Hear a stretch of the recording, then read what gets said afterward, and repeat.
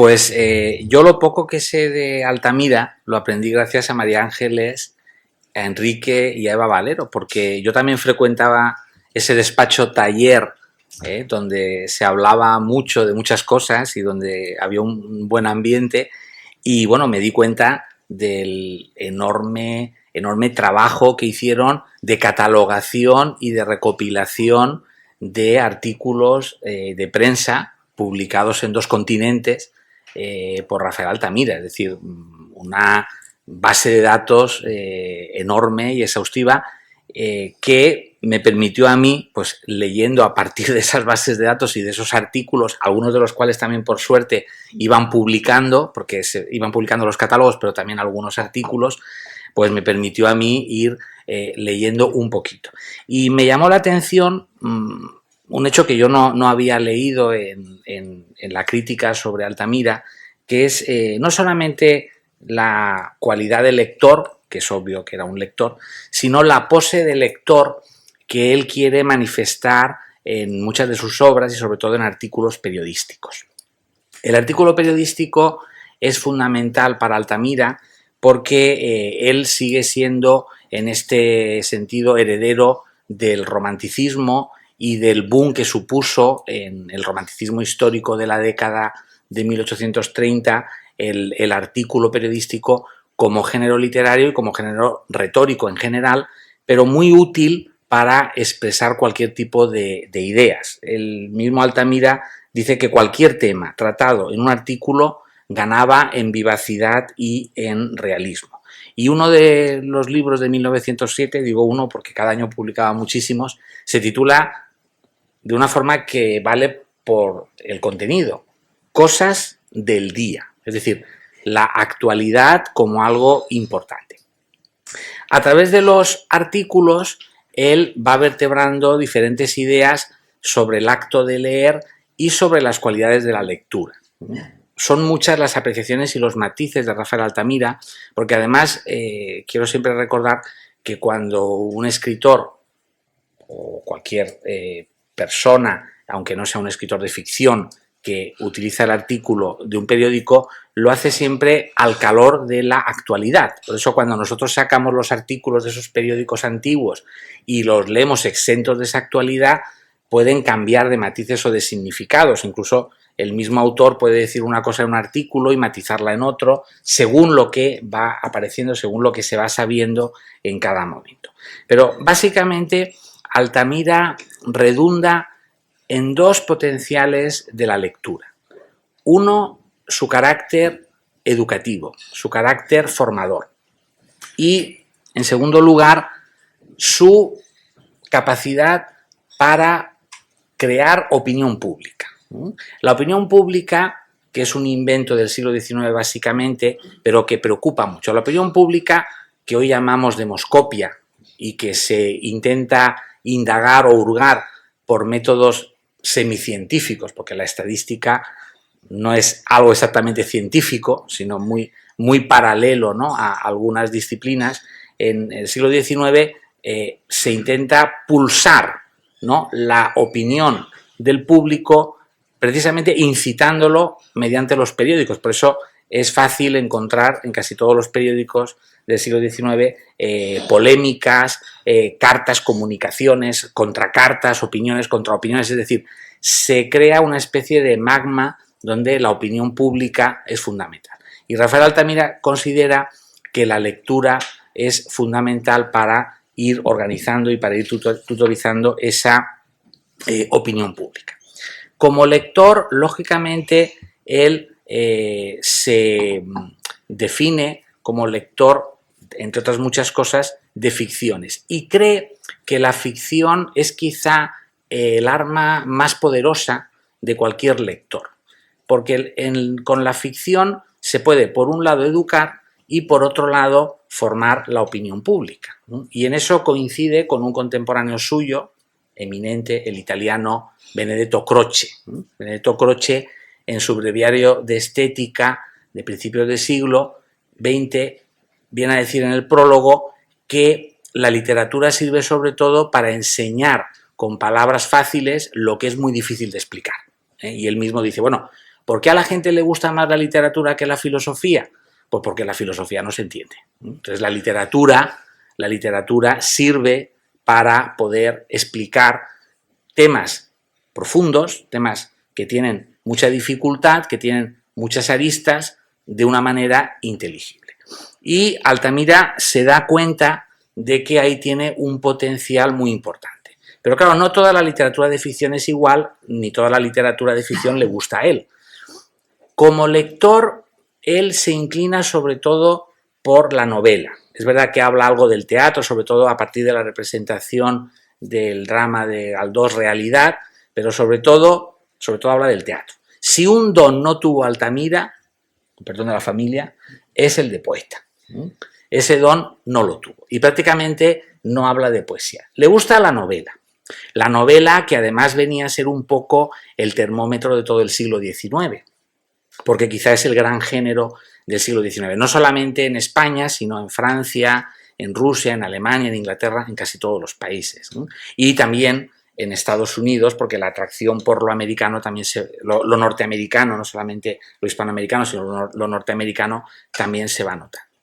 Y de esa novela, de todos los géneros posibles, él queda muy seducido por la novela naturalista, que él no llama naturalista, él llama realista, y sobre todo por la novela de Zola.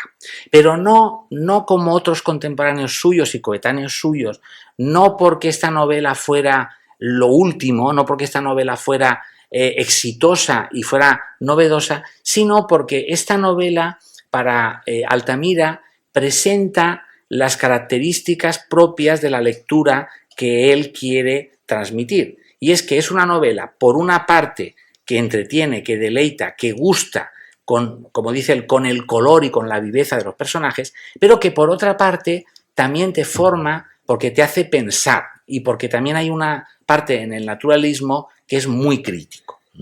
Entonces, Altamira encuentra en esa novela finisecular, realista, naturalista, el género óptimo para leer y para enseñar.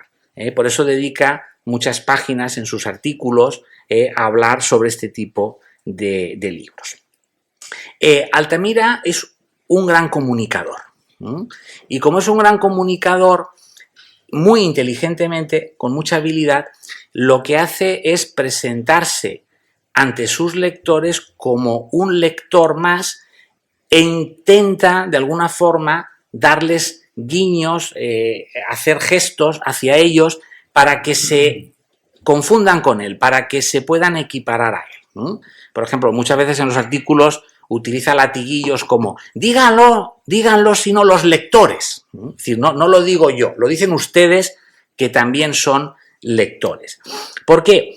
Pues porque él no es partidario de una crítica académica ni de una lectura académica. Él se presenta como un lector que tiene un juicio basado en su experiencia como lector y en sus impresiones. Por eso muchas veces, cuando está hablando de un libro, no solamente habla del libro como haría un catedrático, como haría un crítico académico o un reseñista, sino que él te dice, pues este libro lo leí cuando estaba unos días de reposo porque estaba enfermo de no sé qué, o este libro lo leí antes de dar no sé qué conferencia en no sé qué sitio porque tenía un día libre y aproveché y leí el libro, o este libro me lo encontré en tal librería, o este libro me lo prestó fulano, o este libro lo vi en casa. Es decir, transmite al lector un contexto. ¿Por qué? Porque para cualquier lector sería muy familiar ese tipo de escenas, es decir, cualquier lector habría leído un libro en sus vacaciones, o habría leído un libro porque lo había visto en el anaquel de una librería, o habría leído un libro porque lo habría visto en la casa de un familiar. Es decir, él se presenta no como un lector académico, sino como un lector más. Y es además enemigo de esa lectura académica o de ese elitismo intelectual que considera que solamente unos pocos son capaces de leer, interpretar y juzgar. Él dice que el intelectual, el lector y el crítico pueden ser cualquier persona que lea, cualquier persona que tenga un acercamiento y un conocimiento de la literatura. ¿Por qué? Pues porque no hay nadie, si lee, que no pueda juzgar o que no pueda pensar o que no pueda evaluar lo que lee. Concretamente, en uno de los artículos dice: si hubiese un literato bastante sincero para escribir la historia verdadera e íntima de sus libros, serían muchas las sorpresas que recibiríamos en punto a los motivos de inspiración, los recuerdos sugestivos y la reelaboración complejísima de lecturas anteriores que engendran cada obra. Es decir, toda la lectura conduce a una especie de continuum cultural mediante el cual unos lectores leen, otros lectores leen y escriben, y otros lectores leen, escriben y critican. Es decir, hay una especie de ósmosis entre todos los que participan en los actos de lectura, sin que estos sean exclusivos. Él es muy partidario de Giner de los Ríos, que como sabéis es un gran pedagogo de la época, y también muy partidario de Galdós, quizá para él el gran novelista español, quizá prefiere a Solá entre los extranjeros, pero probablemente Galdós sea su preferido entre los españoles. Y estos dos grandes personajes de su época, Giner de los Ríos en la parte de pedagogía y de pensamiento y Galdós en la parte de ficción, pues pueden resumir ese compendio de elementos que la lectura puede proporcionar a cualquier lector. Es curioso también cómo de vez en cuando lanza dardos contra el mundo académico. Por ejemplo, me gusta siempre mucho lo que publicó en la Ilustración Ibérica sobre una especie de decreto burlesco que hace sobre la condición de catedrático de literatura, ¿no? Adelantándose muchos años a nuestra queridísima Neca, ¿no?, actual, donde dice que hay que cumplir dos requisitos para ser catedrático de literatura.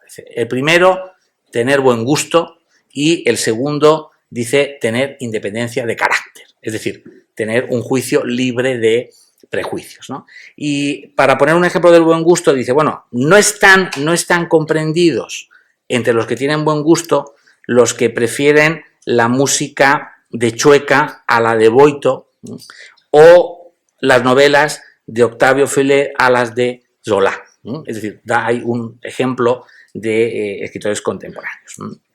También relaciona de historia y arte la labor del patriota con la del crítico literario. Dice allí: en el examen de las obras literarias contenidas en el libro, atiende más el autor al fondo ideal de ellas que a las cualidades meramente artísticas.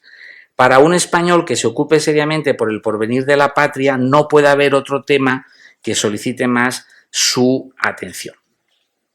Crea, y ese es un gran acierto de él, un cordón umbilical con el público muy fuerte.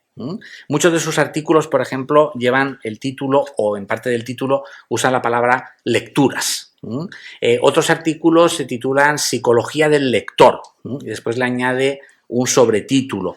Y muchas veces utiliza expresiones como hablar de oídas, es decir, no parece que él esté dando una opinión sobre un libro, a veces habla incluso de libros que todavía no ha leído, pero de los que ha oído algo, y de esa manera intenta que los lectores se sientan cómplices y que de ninguna manera se asusten de enfrentarse a una lectura o de juzgarla, porque él está hablando de libros con comentarios ajenos o con algunas opiniones que ha escuchado en cualquier sitio, o con opiniones suyas propias de haber hojeado simplemente un libro sin haberlo llegado a leer.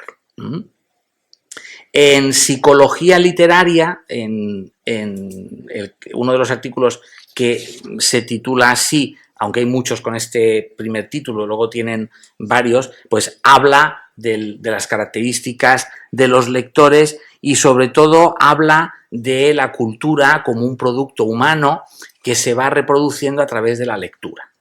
Esa es una idea que luego recuperó el poeta anglo-norteamericano Eliot, que decía que el mundo no era patrimonio de los vivos. Eliot lo decía así.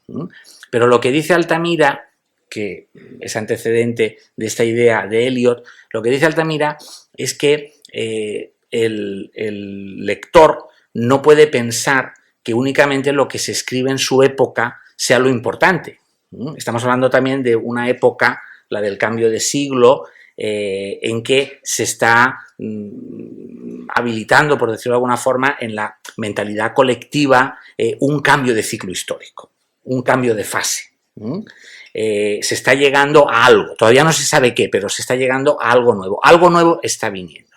Y piensa Rafael Altamira, igual que después el anglo-norteamericano Eliot, que muchos coetáneos y contemporáneos suyos creen que solo lo nuevo importa, y eso él lo considera un error, y sobre todo en cuanto a la lectura. No se puede leer, como dice Altamira, solo lo nuevo, hay que empezar a leer por lo viejo, es decir, hay que empezar a leer a quienes han escrito antes, porque considera que la lectura es también un ejercicio de recomposición cultural como producto humano y también de recomposición de una civilización, que es uno de los objetivos que persiguen casi todos los estudios de Altamira.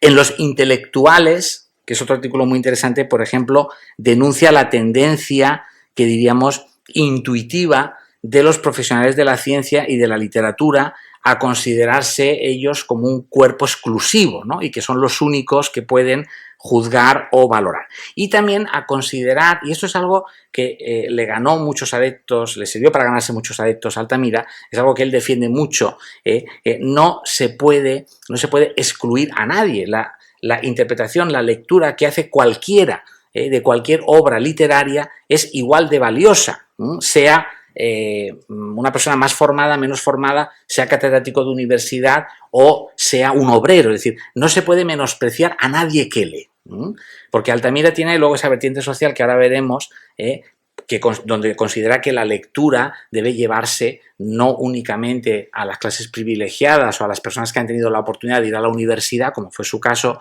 sino a todas las personas.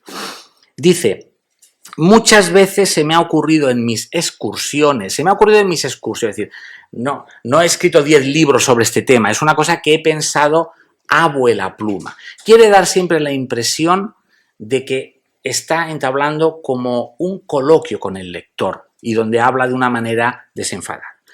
Hallar gentes de verdadera cultura, cultivadoras de una rama del saber o simplemente aficionadas para quienes la lectura asidua de libros notables constituye ese verdadero placer que acusa la existencia de lo que llamamos intelectualismo. Unas veces era un modesto fabricante de harinas, en cuya biblioteca figuran numerosas publicaciones de mecánica que constituyen su recreo habitual. Otras un tendero de ropas que lee a Carlyle en inglés, un obrero que me enseña con aire de triunfo la edición del Quijote publicada por la Academia, un notario lector de Hauptmann, es decir, cualquier lector, cualquier persona que lea.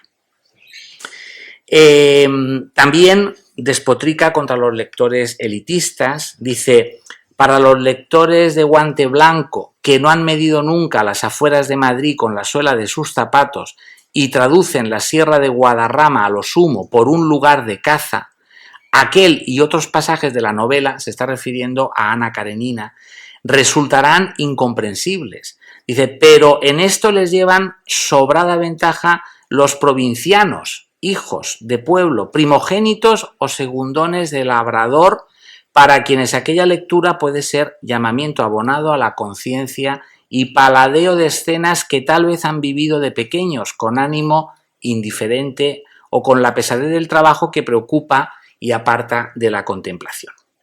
Y lo que decía antes, a lo que me refería antes, de la parte social de la lectura y de la no exclusión del obrero de la lectura, se ve muy bien en un artículo titulado precisamente La educación del obrero, ¿no? Ahí Rafael Altamira dice que los obreros leen sobre todo folletín, que leen novela por entregas y que se divierten con eso. Y dice el mismo, dirigiéndose a ellos, dice: ¿cuánto más no os divertiríais si leyerais libros buenos? Y aquí establece, porque a Altamira le encanta, como digo yo, el falso decreto, ¿no? Le encanta hacer leyes prácticas. La ley de los 3 ochos. ¿Conocéis la ley de los 3 ochos?